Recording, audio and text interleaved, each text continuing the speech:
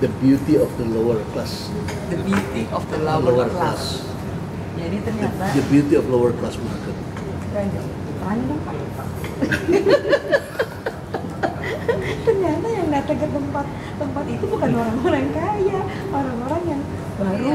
Ya Pak, mau menikmati Orang kaya itu udah nggak konsumsi. Udah konsumsi. Kayak Anda aja nih datang ke hotel mewah Indonesia yang begini. Sampai di sini makan nggak? Enggak makan. Iya. Anda udah mulai ngurangin makan nasi, Iya. makan berminyak, Iya. berlemak. Kita maksud ini gulanya kita nggak mau.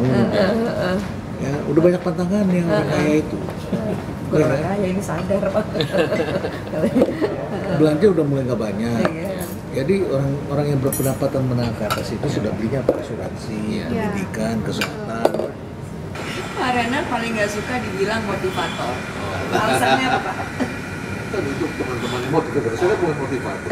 Apa dong Bapak? Provokator. Saya kan academician, saya bekerja dengan fakta, data. Akademitor dong berarti.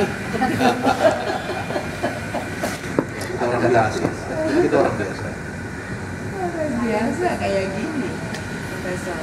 Tapi itu luar biasa Pak. Itu kan gelar akademis. Dan akademis. Jadi ini semua real karena berdasarkan riset. Berdasarkan riset itu luar biasa. Berubah. Pak Renat, pesan dong untuk warga Sumsel supaya mau berubah seperti yang Pak Renat pesankan pada buku ini, The Great Shifting. Potensi setiap orang itu tergantung dia mau mengasah diri atau enggak. Masyarakat Sumsel saat ini sedang dapat mulai tahap berikutnya, dapat kebahagiaan kenikmatan LRT pembangunan Indonesia, fasilitas infrastruktur baik, bagus. Setelah itu kelas menengah. Masyarakat di kelas menengah itu ciri-ciri khasnya apa? Manja, tidak mau berubah, narsis. Itu aja. Terima kasih banyak Pak Renat.